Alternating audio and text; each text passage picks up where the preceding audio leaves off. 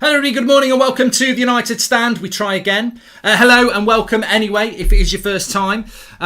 We are talking about Jaden Sancho, Jesse Lingard, the midfield situation and a big update on Paul Pogba, which I should have brought you last night, but I didn't, so I apologise for that. Also, I've just realised that we won't be live. I don't know whether I'm live or not now. This is just a weird day today. Are we live? I am live. Bloody hell. It's soft sell. We are live. It's all going on. And we are live, which is even better news. So, we're going to be talking about Sancho. Big update on Paul Pogba, Jesse Lingard. I've also got Premier League... I'm lost. I'm stuttering. I'm lost. Doesn't normally happen. Technical difficulties. Premier League team of the season, bit of controversy, links in the video description, check that out. But we're going to start off about Jaden Sancho. £80 million Bild, German outlet, saying that Manchester United want to wrap up an £80 million bid for Jaden Sancho before the Euros, which means it will happen in the next 3 or 4 weeks, which is very interesting because it fits in with a lot of what we were talking about last night, about Manchester United's desperation to try and buy back the support of the fans. We'll be talking about the protests as well, which will be taking place not tonight, but on Thursday night, United turning Old Trafford into a fortress. We'll talk about that. But effectively, I think what's happening here is that you've got two different stories. You've got German outlets saying that Manchester United want to sign Jaden Sancho and a few English outlets. And then you've got a few English outlets. Manchester Evening News said it yesterday. iNews saying it today, that Man United aren't looking for a forward. The reality is Manchester United wanted I have seen that Hook Group has pulled out sponsoring United shirts, Shadow Production. Yeah, we spoke about it a few times, which is obviously positive. But we have spoken about that. But what we haven't spoken about is how Manchester United did want Jaden Sancho a year ago. And they didn't get that deal done. Ollie wanted it, the fans wanted it, Sancho wanted it, and he ended up staying in Germany. Now, the problem we spoke about on this channel at the end of the transfer window back in September was that United will say, well, we can come back for Sancho next year. But the problem they will face is that Sancho was let down last summer. So this summer, will he put himself on the line again and say, yeah, I want to come to United, wait all summer and then it might not happen and he's stuck in Germany again? When Liverpool, who are ultra efficient, I mean, look at that Fabinho deal a few years ago, weren't linked to him at 7 o'clock, had him signed by 9 o'clock. So Liverpool very efficient. That may be very attractive to Jaden Sancho. Liverpool are definitely interested in Sancho. They've had a tough season, as we know. Their owners tried to send them into the Super League. They need to get their fans back on side the same way that the Glazers do. So Sancho would be a real big signing for them. And speaking to some Liverpool fans, they really would love to see Sancho there. Obviously, Klopp's a good manager. So look, why would Sancho not want to go to Liverpool? He may well do it. And the problem is we may not get this deal done because of our incompetence last summer. And could you blame Jaden Sancho if he said, look, I do want to go United. I wanted to go United last summer, but I can't trust you in the transfer window. All last summer you were like, sit tight, it's going to happen. And it didn't happen. I can't afford to do that again. I can't be left in Germany again. I've got to get this deal done. So Liverpool have got a great chance. But this is the thing. I think United want Sancho because it's obvious that we want Sancho. But they're not going all in publicly because if we don't get the deal done, it's just another stick for the anti-Glazer brigade to hit them with, quite rightly. However, the big thing is we've got a game today. We're playing Leicester today. If we put the reserves out today and then we put the strong team against Liverpool and we beat them, Liverpool are going to be in the Europa League. Is Sancho going to pick? Is it, Man United, we want you, Jaden. We got Champions League football. Liverpool, we want you, Jaden, but we're in the Europa League. That's a big play that Man United should be playing on here. If we want to get this Sancho deal done, do it. So, Bild is saying £80 million before the Euros. We've got the money to do that. Let's do it. I mean, it can't be the only signing. It won't be the only signing. But realistically, Jaden Sancho at Manchester United, I think we all want it to happen. I won't believe it till he holds the shirt up, but we all want it to happen. There is a growing momentum behind it, but I would just be very careful. I mean, I would be very careful on this. Ollie wants him, United want him, but other clubs want him now. We had a free run at him last summer and we messed it up. We're not going to get a free run at him this summer. And I always worry when United don't have a free run when there's competition for a signing, United tend to fail. But look, they can't afford to fail this summer. So let's see what happens with Jaden Sancho. Welcome to the members, Ryan. Thank you very much for that. Also, just want to bring in, I meant last night we were talking about the general area around United's transfer summer. Obviously, I'd spoken to my guy before he did the show, and you can check last night's show in relation to where we're at with that. But there's one thing I didn't bring in. I didn't mention Paul Pogba, and we did speak about Paul Pogba last night before I came on air. What we was told about Paul Pogba is that Man United are desperate to get Paul Pogba to stay at the club. Not a surprise. It's not breaking news, but this probably is.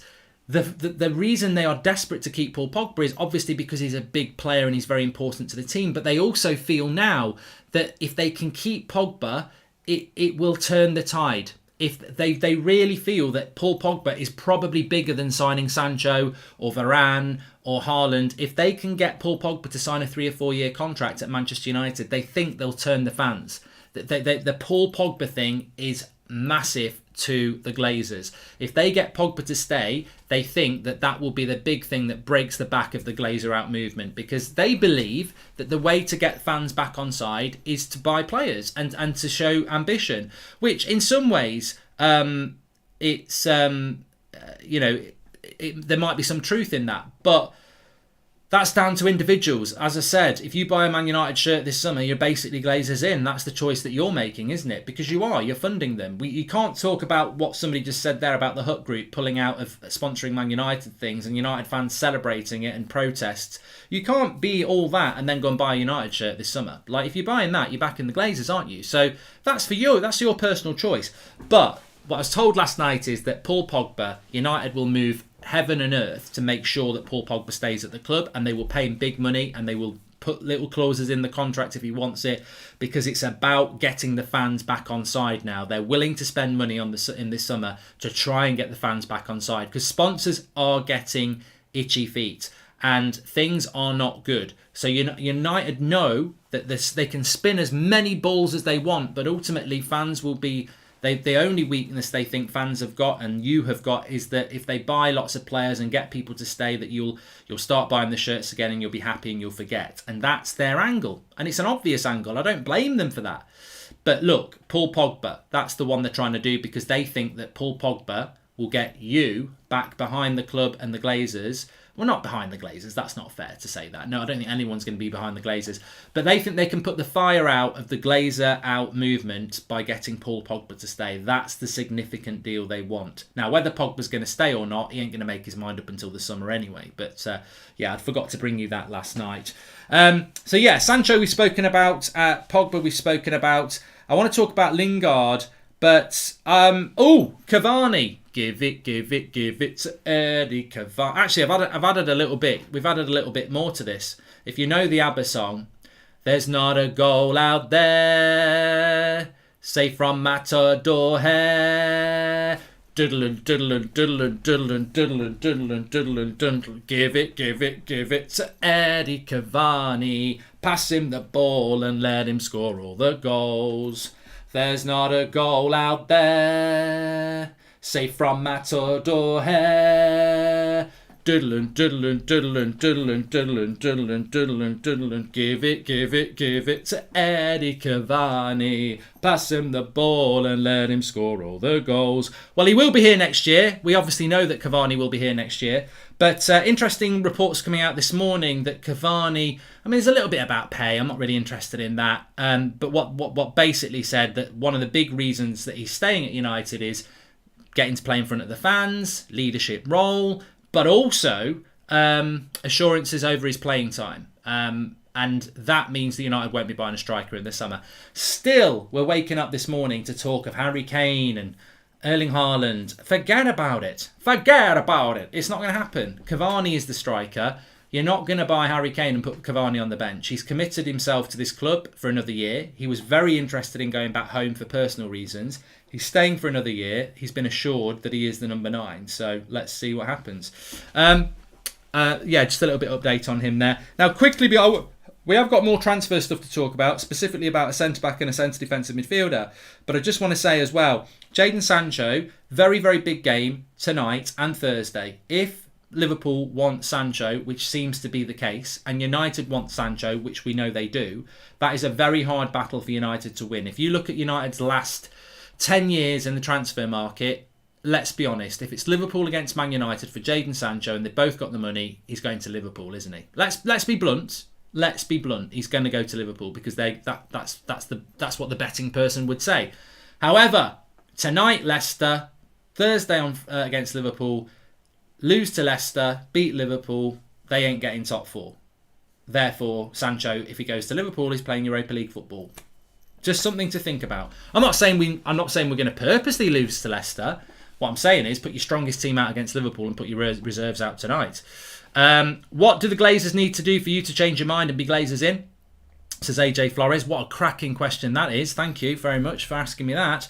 Do you think the sponsors have clauses regarding United dragging their name through the mud? And Sancho makes sense, so it probably won't happen, says Mark Dobby. And even Gary Neville said buying striker would be stupid because that can prevent the development of Greenwood. Well, I'm glad that the mainstream media is starting to click on this now, Emil, because for so long we've just been hearing about get a striker, get a striker, get a striker.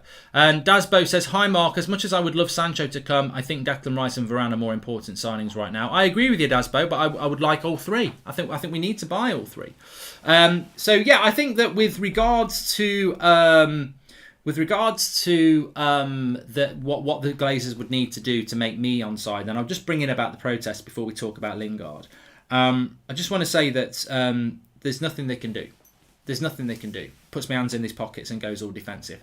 There's nothing the Glazers can do to turn me around because I've never wanted them here anyway. And there's been times when I've been angrily against the Glazers, and there's been times where I've been like, I'm against the Glazers. But, there's different levels of frustration over the last 16 years, but I've never wanted them as owners. I don't believe in that type of an ownership structure where businessmen can buy our club and on debt and just use it as a business.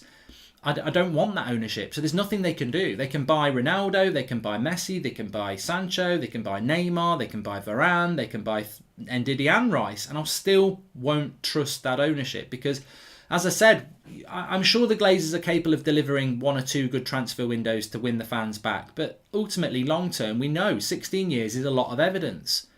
They've never engaged with the fans. They've never wanted to give up ownership towards the fans. They've never wanted to listen to the fans. And they're only doing it now because the fans have made their voice clear. So there's nothing they can do to make me trust them. Obviously, the situation could be more bearable, but I don't think anyone's going to trust them. But time, you never know, do you? But I just don't see anything. I'm having a great day, Mark. Start every day by watching this show, says Red Devil. Have a good day, and hopefully you can enjoy a pint after 11 p.m. on me. Thanks, Mark, says Red Devil. Thank you very much.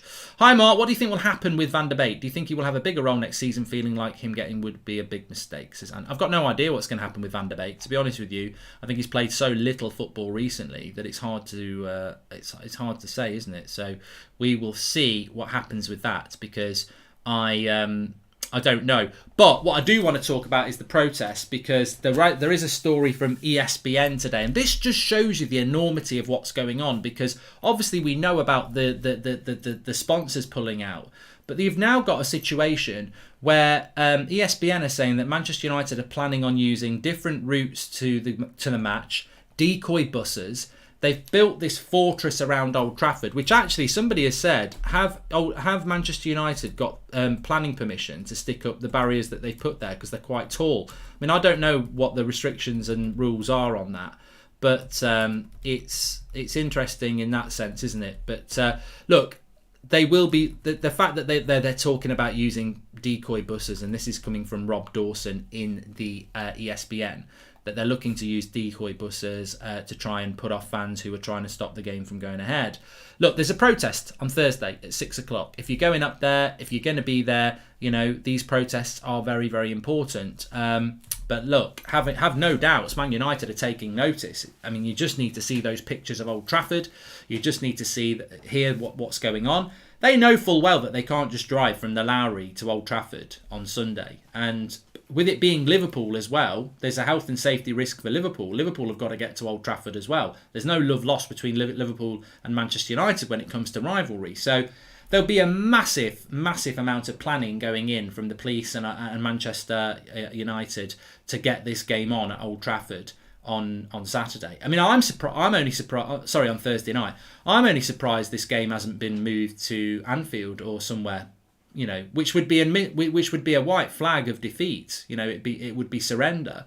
But ultimately, trying to get it on at Old Trafford it's just it's a battle for them. But it just shows you how deep the feeling is that United are having to spend money to get games on because their fans are so pissed off with the owners. I mean, take the message, I suppose. That's what I would say about that. But there is protests taking place from 6 o'clock on Thursday night. Hello, Mark. It's my birthday. A win today be perfect, says Alex.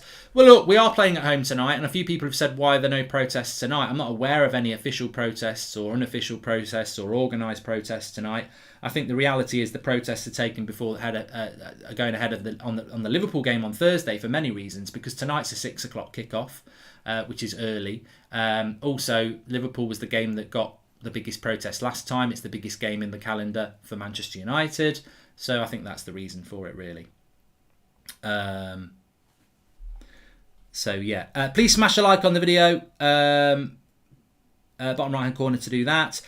Just wanted to say, have you ever been to Tyseley, Mattis? Yes, I know where Tyseley is. There's a tip there.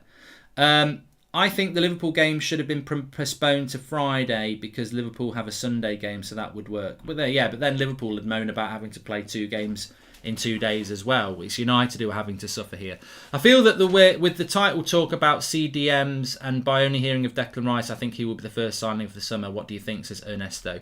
Well, look, iNews, who I don't really know as a source, iNews is an outlet in the UK. What they're saying is that Manchester United want a centre-back and a CDM this summer. However, the CDM has not been finalised, which fits in with what I said last night, that there's no talk about a CDM other than United need one. They're not really prioritising anybody. But they also go on to say that we're not in for Sancho. So, I mean, I'll bring you that news, but I would hope that that's not true because I think we are in for Sancho. So how can you trust them on the centre-back and the CDM if they're wrong about Sancho? Or are they right? So I don't know.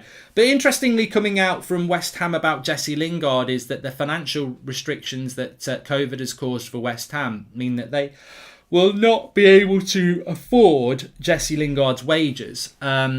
Which is interesting because obviously we talk about players coming into the club, but it's not just about players coming into the club, is it? It's about players maybe leaving the club.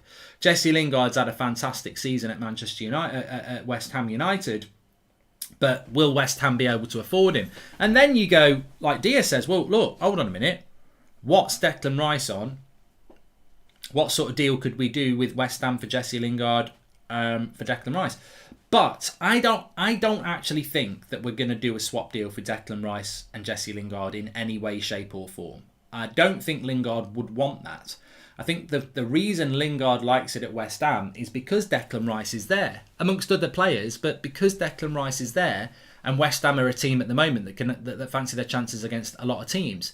If Declan Rice leaves, then West Ham's probably not as attractive to Jesse, who is going to have quite a few options this summer. He's got 1 year left on his contract. There'll be a lot of clubs that can afford him. And also, I think Lingard might look at might look at Leicester. He might look at Leicester and go, you know what? Leicester have got a good team. It's hard to get in that team because they've got Maddison, they've got Vardy, they've got Harvey Barnes. But ultimately, who plays on the right? You know, I can see Lingard going straight into a starting 11 for Leicester. And also Leicester have got more money and more chance of, they've got Champions League football. So I wouldn't sleep on Leicester getting Lingard. If they are genuinely interested, I think Lingard might go to Leicester. And if I was Lingard, sorry West Ham, I'd go to Leicester because Leicester should get Champions League football. But they've also got more fluidity in relation to their money situation. More quality players, and more chance of having a better season next year. And I think Lingard could get in the first team for Leicester, which is the most important thing. So I wouldn't be surprised if Lingard goes to Leicester. I think a lot of people think he's going to go to West Ham. He's very happy at West Ham, but West Ham probably have had a bit of a nosebleed this season. They've gone so high. I don't think they can replicate it next year.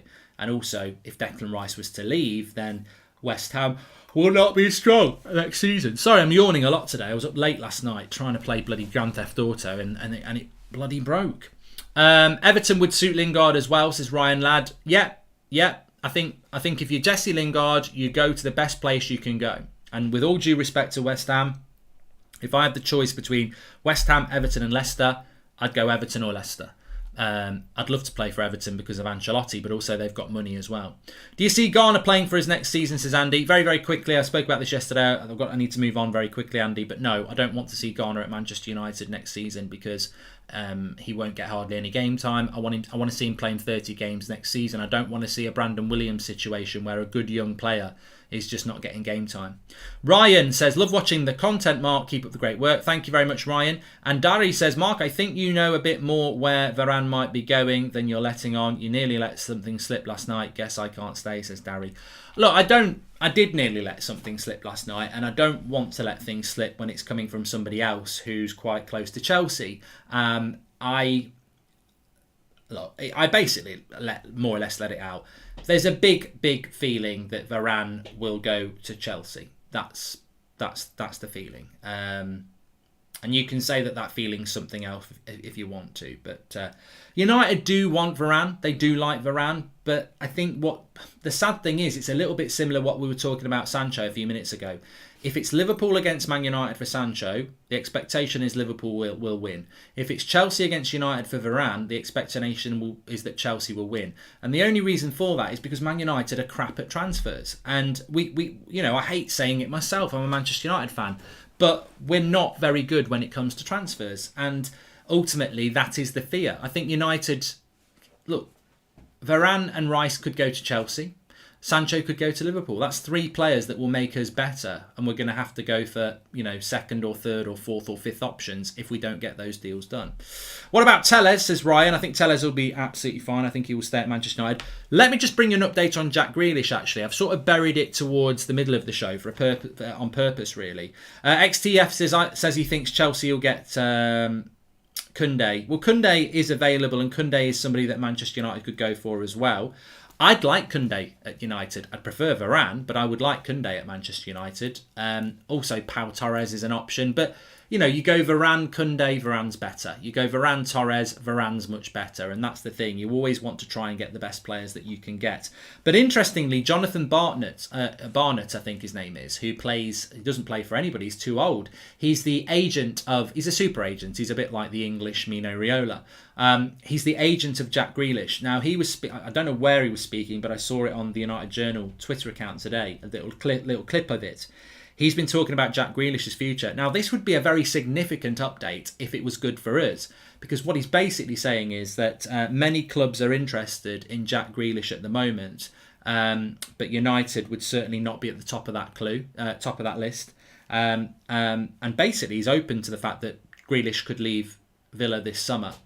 He said he could stay, but we'll have to wait and see what happens. But definitely talking about the possibility of Jack Grealish leaving Aston Villa this summer, but basically saying that Manchester United are far from the top of that list. And I think, as United Comp said there, he said that Man United are not at the top of the list, exactly, which means we're not at the top of the list. Can't see us signing Varane. On that, this video isn't private. The previous one has been made private because the link went down. I think Keevan's right. I think there's a chance that Grealish will end up at someone like City. I can't see where else Grealish would go. I mean, Chelsea can afford him, but they've got enough quality in those positions. I think Man City might look at him.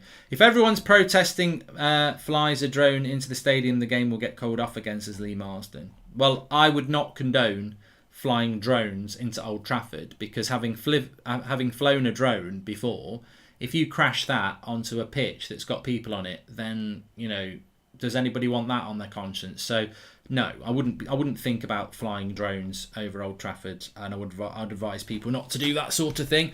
Grealish to City, says United Comps. Chelsea will also be more attractive for international players because it's London, says Patrick as well.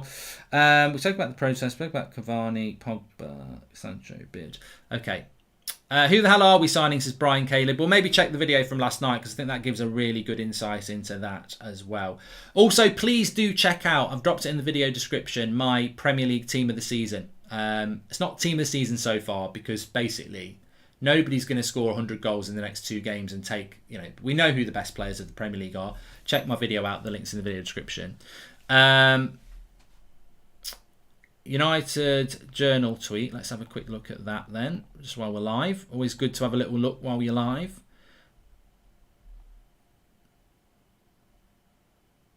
Yeah, so look, it's quite interesting, isn't it? We did a video, I'm sure most of you have seen the video last night, but it's well worth watching. I spoke to my guy about an hour before I went on air last night, and it was a good 45-minute conversation about, you know, the feeling about what's going to happen, any obvious knowledge about what's going to happen. And it's interesting this morning, there's a lot of stuff coming out in the media this morning that is very much repetition of what we were talking about last night at 8 o'clock.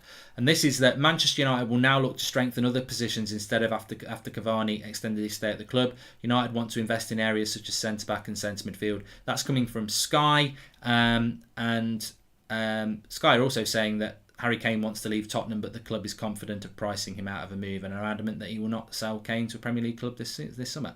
We're not getting Harry Kane. Forget about Harry Kane. That's not going to happen. It's not going to happen. So you don't need to worry about, well, you might want it to happen, but it's not going to happen. But look, in essence, last night we were talking about Sancho makes the most sense as the marquee signing. Man United do want a centre-back, but look, effectively, the Glazers are going to spend money this summer. That's what they're going to do. They need to win you back. They're going to spend money. The problem is, even if United have got the money, have they got the competence to negotiate and win against Chelsea for Varane or Koundé, win against Liverpool for Sancho, win against anybody else for Declan Rice? They've probably got the money to do it, but have they got the competence to do it? So, but obviously with Cavani staying, we're not signing a striker. But I said weeks ago we're not signing a striker. All this Haaland stuff that was being pushed by The Athletic and Manchester Evening News and other outlets that are credible, I found it incredible that we were linked to even looking at Haaland at that sort of price. And I just think the only reason we were looking at Haaland is because we thought we were going into a Super League and making 300 million quid. Signing Sancho would turn against the Glazers, even the section of the fan base that can be bought back with transfers. Would love that to happen, says Andre. Liverpool signing Sancho would turn people even more against the Glazers, says Andre. If we get Sancho and one good fast central defender, do you think we will challenge the title next season, or still it be for City or Chelsea for you, says Pratic?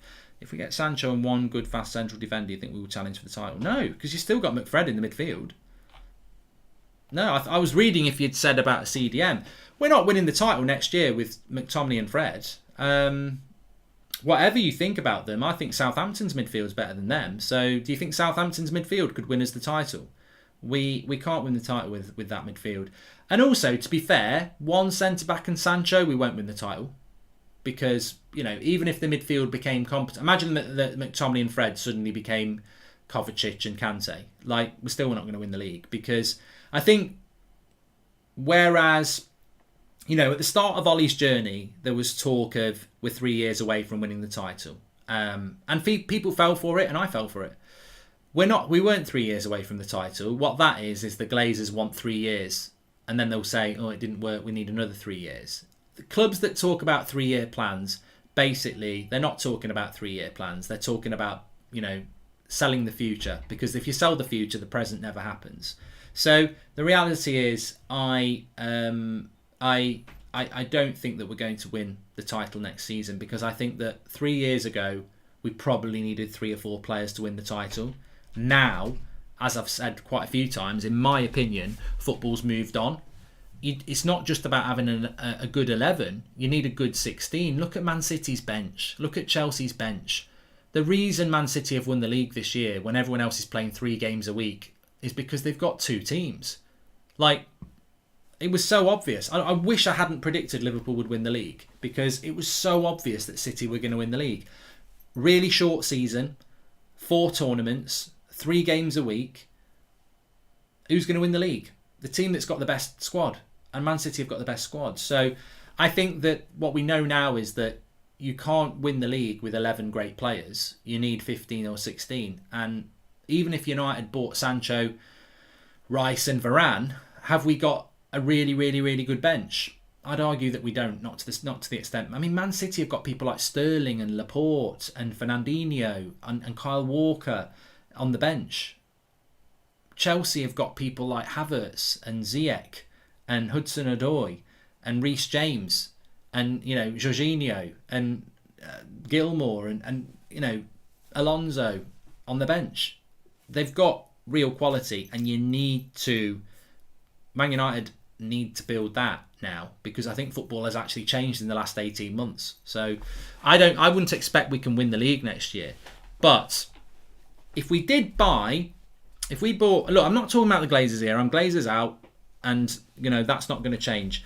But we can't just keep talking about Glazers out all the time, because there needs to be new information around that, and maybe there is going to be in the next couple of days. And there's a lot of stuff that you are all doing in relation to the sponsors and stuff that's really making an impact, and the protests. But if you're asking me, if you add Declan Rice, Varane and Sancho to that United side, do they improve? Yes. Do they get in a title race? I think probably yes. Do I think they'd win the title? I still think City are too good in relation to the squad they've got. But we would definitely be a much better team with a top quality centre back, CDM and a right winger. Of course we would. We'd be a lot better, a lot better, and we could probably challenge for a title. John says, "Why so much negativity, mate?" I don't feel negative. I don't feel negative at all. I'm just talking to you about what I think is needed for United to win the title. But I mean, if you're talking about negativity, we're owned by people we don't want to be owned with, mate. No one's singing in the rain. What are your thoughts on a Ronaldo transfer, says Slowkey? I mean, look, never say never. It's the sort of deal that, to be honest with you, in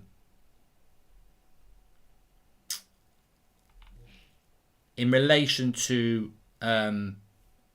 Ronaldo, if you were the owners of Man United and someone said you could get Ronaldo, they'd probably do it, because again, it's that massive statement, isn't it? It's probably not what we need, but it's like, we've bought Ronaldo back. Everyone's going to love us. It would be... This is why they want Pogba to stay, because if they get Pogba to stay, they feel that it's going to get you all back on side. Well, if they brought Ronaldo in, it's going to get you... They're going to feel that way as well. So I wouldn't say it's impossible, but I can't see it happening, because if you brought Ronaldo in, where does he fit in that team when you've just committed to Cavani? So I can't see it happening. I can't see it happening at all. Because you'd have to drop Cavani then. Well, you've just got Cavani to stay. So I could see United wanting to do it for the plaudits and to get to do something sensational, but it wouldn't actually make a lot of sense. I mean, I'd rather have Ronaldo at striker than Cavani, and I love Cavani, but what are you going to do with Cavani?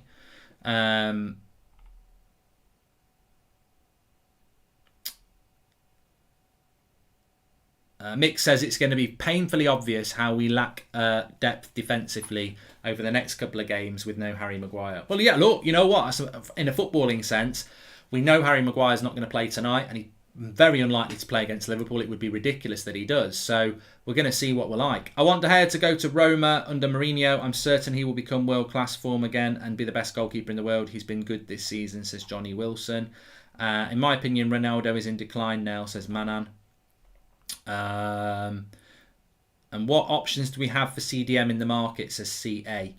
I mean, that's a good point. That is a good point. What options have we got at CDM at the moment for Manchester United? And I think that, Declan Rice isn't even necessarily the player I want. I would like to get Declan Rice, but there are other options. Like, there are. He just seems to be quite symbolic of we need a CDM. Like, you could go and get Bissouma. You could go and get 6 or 7 other good CDMs across Europe. And I don't mind if United go and do that. But the reality is we do need one. I mean, Gravenberch is a really good player at Ajax. And I think that he's going to be... Oh my God, I'm so tired today. He's going to be an absolute superstar. But he's also a client of Mino Raiola. And that in itself... doesn't make it very, very attractive for me. I don't want another young Mino Raiola player coming into Manchester United, because I think that isn't necessarily what we should be looking at, if you know what I mean. So I do like Gravenberch. I think he looks very good. Obviously, he's playing in the Dutch league, and Donny van der Beek looks very good there as well. But no, I do like him. I do like him. I think he's a cracking player. And I think he's exactly the sort of player that we should be looking at. I mean, I'll always say this. Please subscribe, bottom right-hand corner, by the way. We've got it pinned in the chat. And make sure you smash a like on the video. Imagine Ronaldo in the Europa League. Juventus are 5th and might not make Champions League, says Tiarbo. Oh,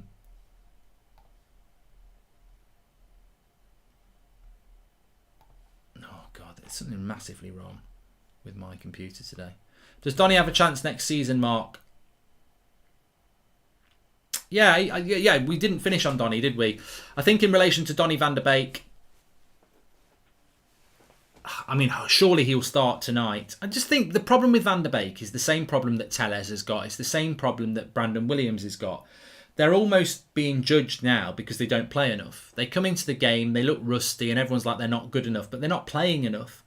I remember saying this about Fred 2 years ago. I would love to see Donny van der Beek being told by Ollie that you're going to play you're going to start the next 5 games. I'm starting you for the next 5 games. And I expect that you might be a little bit off in the first couple of games, but by game 5, I want you to be showing me what you're all about. I think it's very hard to be chucked in for half an hour or one game, once a month. I like Donny van der Beek, but admittedly, I thought in the last game against Roma, he just didn't look that good. But nobody looked that good in that game. So I think the trouble with Van der Beek is that he's just playing so little, and he's never going to be the player that. We're never going to know what his potential is if he doesn't play him. But where is he going to play him? That's the problem. Whereabouts is he going to play? How is he going to play him? At the moment, he's never going to play Van der Beek in the midfield too, because he hasn't got a CDM that would allow Van der Beek to push forward. He's not going to play him in Bruno's position because he never drops Bruno. And he's not going to play him on the wide positions because he always wants to play Rashford, Greenwood and then Pogba. So I just don't know where Donny van der Beek is going to fit in. It's hard. But if we bought in a top quality centre defensive midfielder, I do think you'd see more of Pogba or Van der Beek playing more centrally. Donny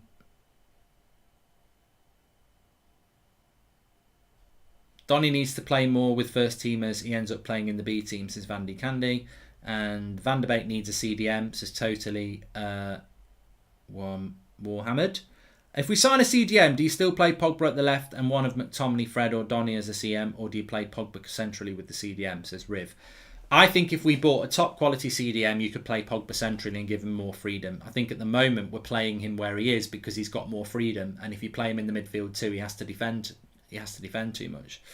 Telles was the best left back in the league last season. He looks way off now. He has huge ability, but he hardly plays, says Ed Jamie. I think that's a great point. These players are not getting enough game time, as we know.